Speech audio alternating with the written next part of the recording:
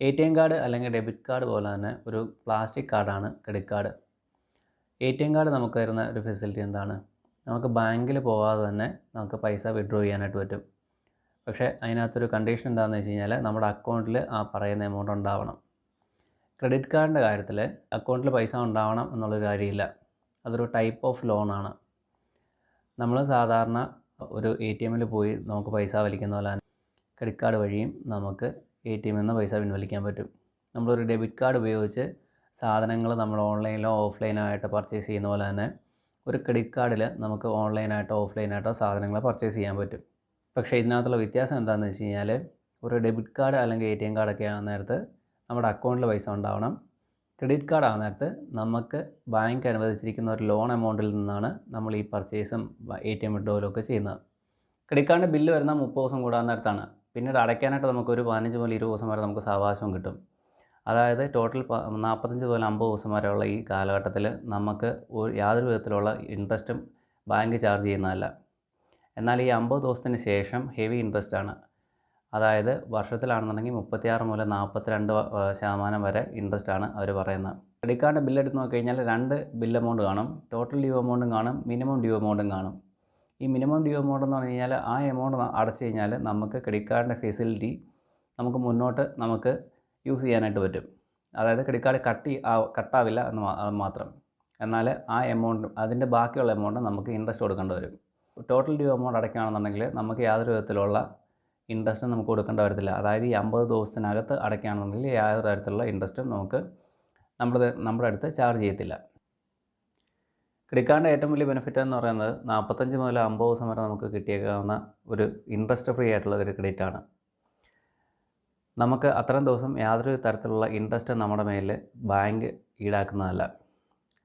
പിന്നെ നമുക്ക് ഒരു ബെനിഫിറ്റ് ഉള്ളതെന്ന് വെച്ച് കഴിഞ്ഞാൽ നമ്മൾ ഓൺലൈൻ പർച്ചേസ് ഒക്കെ ചെയ്യാൻ നേരത്ത് നമ്മൾ ക്രെഡിറ്റ് കാർഡ് യൂസ് ചെയ്യുകയാണെന്നുണ്ടെങ്കിൽ നമ്മൾ പല സൈറ്റുകളിപ്പം ചില സൈറ്റുകളൊക്കെ ഫ്രോഡ് സൈറ്റൊക്കെ ആയിരിക്കും. ഇപ്പോൾ ആമസോണോ ഫ്ലിപ്കാർട്ടോ ഒന്നും അല്ലാതെ റിസ്ക് എടുത്ത് നമ്മൾ പേ ചെയ്യാമെന്ന് വെച്ചു.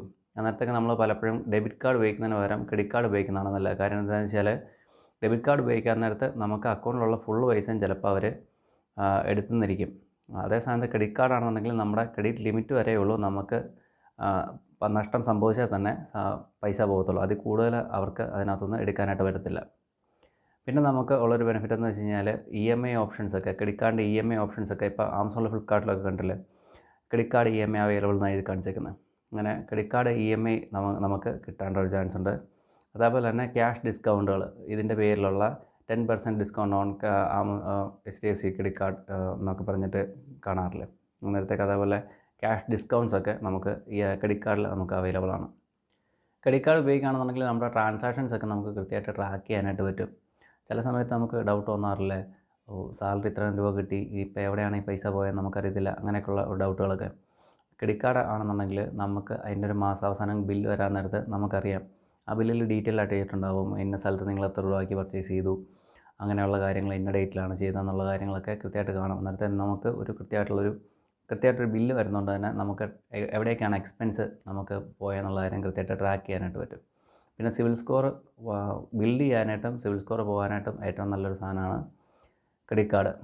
ഇത് കൊളാട്രൽ സെക്യൂരിറ്റി ഒന്നും ഇല്ലാത്ത ഒരു ലോണാണ് ക്രെഡിറ്റ് കാർഡ് എന്ന് പറയുന്നത്. അതുകൊണ്ട് തന്നെ ബാങ്കുകൾ ഈ ക്രെഡിറ്റ് കാർഡ് ബില്ലിൻ്റെ കാര്യത്തിൽ വളരെ സെൻസിറ്റീവാണ്. ക്രെഡിറ്റ് കാർഡ് ബില്ല് കൃത്യമായിട്ട് അടയ്ക്കുകയാണെന്നുണ്ടെങ്കിൽ നമുക്ക് ക്രെഡിറ്റ് സ്കോർ നമുക്ക് കൂടുകയും ചെയ്യും. ക്രെഡിറ്റ് കാർഡിൻ്റെ ബില്ല് കൃത്യമായിട്ട് അടച്ചില്ലെന്നുണ്ടെങ്കിൽ കൃത്യമായിട്ട് അതിൻ്റെ കുഴപ്പങ്ങൾ സിവിൽ സ്കോറിൽ റിഫ്ലക്റ്റ് ചെയ്യുകയും ചെയ്യും. അന്നേരത്തേക്ക് നമ്മുടെ സിവിൽ സ്കോർ കൂട്ടാനായിട്ട് ഏറ്റവും ബെസ്റ്റ് സാധനമാണ് ക്രെഡിറ്റ് കാർഡ് എന്ന് പറയുന്നത്. ക്രെഡിറ്റ് കാർഡ് നമുക്ക് പലപ്പോഴും ഒരു എമർജൻസി ഫണ്ടായിട്ട് നമുക്ക് യൂസ് ചെയ്യാവുന്നൊരു കാര്യമാണ്.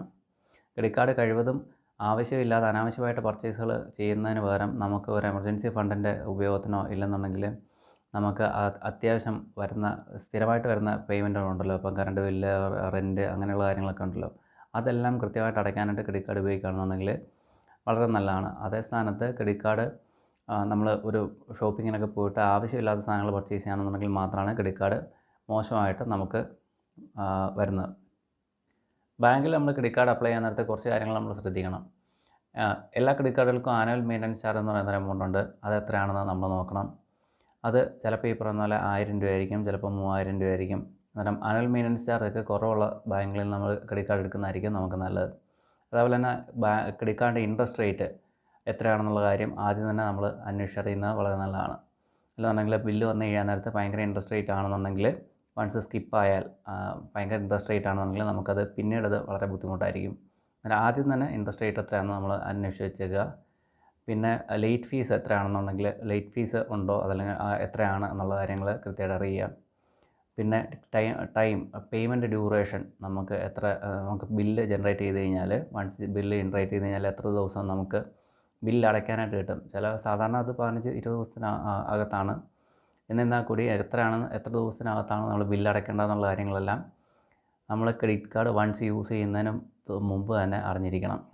ഇത്തരം കാര്യങ്ങളൊക്കെ അറിഞ്ഞിരുന്നു കഴിഞ്ഞാൽ തന്നെ നമുക്ക് ക്രെഡിറ്റ് കാർഡ് നല്ല രീതിയിൽ തന്നെ യൂസ് ചെയ്യാവുന്നതാണ്. പിന്നെ നമ്മൾ അവോയ്ഡ് ചെയ്യേണ്ട ഒരു മെയിൻ കാര്യം എന്ന് വെച്ച് കഴിഞ്ഞാൽ നമ്മൾ ക്രെഡിറ്റ് കാർഡിൽ നമുക്ക് പൈസ പിൻവലിക്കാമെന്നറിയാമല്ലോ, ATM ത്രൂ. കഴിവതും നമ്മൾ ATM ത്രൂ പൈസ പിൻവലിക്കാതിരിക്കാനായിട്ട് ശ്രമിക്കണം. അതേപോലെ കാര്യം എന്താണെന്ന് വെച്ച് കഴിഞ്ഞാൽ ക്രെഡിറ്റ് കാർഡ് നമ്മൾ പൈസ പിൻവലിക്കുന്ന അന്ന് തൊട്ട് തന്നെ നമുക്ക് അതിൻ്റെ ഇൻട്രസ്റ്റ് നമ്മൾ കൊടുക്കേണ്ടി വരും. ഇത് മറ്റേ സാധാരണ പോലെ തന്നെ 30 ദിവസം കഴിഞ്ഞോ അല്ല 50 ദിവസം കഴിഞ്ഞിട്ടോ ഉള്ള ബില്ലല്ല നമ്മൾ പേ ചെയ്യേണ്ടത്. എന്ന് തൊട്ടാണ് നമ്മൾ ബില്ല് ക്യാഷ് പിൻവലിച്ച് അന്ന് തൊട്ടുള്ള ഇൻട്രസ്റ്റ് നമ്മൾ കൊടുക്കേണ്ടി വരും. അതുപോലെ തന്നെ പിന്നീട് ശ്രദ്ധിക്കേണ്ട കാര്യം എന്ന് വെച്ച് കഴിഞ്ഞാൽ ക്രെഡിറ്റ് കാർഡ് അത്യാവശ്യമില്ലാതെ കഴിവതും ഉപയോഗിക്കാതിരിക്കാൻ. അതിന് എത്രയാണ് ലിമിറ്റ് എന്ന് വെച്ച് കഴിഞ്ഞാൽ അതിൻ്റെ ഒരു 20%, 30%, അല്ലെന്നുണ്ടെങ്കിൽ നമ്മുടെ സാലറിയുടെ ഒരു 50% കൂടുതൽ നമ്മൾ ക്രെഡിറ്റ് കാർഡ് ഉപയോഗിക്കാതിരിക്കും നല്ലത്. ഇത്രയും കാര്യങ്ങളൊക്കെ അറിഞ്ഞാൽ തന്നെ നോർമലി ക്രെഡിറ്റ് കാർഡ് നമുക്ക് വളരെ മാന്യമായിട്ട് വളരെ യൂസ്ഫുള്ളായിട്ട് ഉപയോഗിക്കാവുന്നതാണ്. ക്രെഡിറ്റ് കാർഡിന് ആരും പേടിക്കേണ്ട കാര്യമൊന്നുമില്ല. ക്രെഡിറ്റ് കാർഡ് കൃത്യമായിട്ട് എങ്ങനെയാണ് ഉപയോഗിക്കേണ്ടതെന്ന് അറിഞ്ഞതിന് ശേഷം മാത്രം ഉപയോഗിക്കുന്നതായിരിക്കും നല്ലത്. അത്രേ ഉള്ളൂ. ഈ വീഡിയോ ഇഷ്ടപ്പെട്ടെങ്കിൽ എല്ലാം ലൈക്ക് ചെയ്യുക, സബ്സ്ക്രൈബ് ചെയ്യുക. വീഡിയോ ഇതുവരെ കണ്ടതിന് വളരെ നന്ദി. Thank you.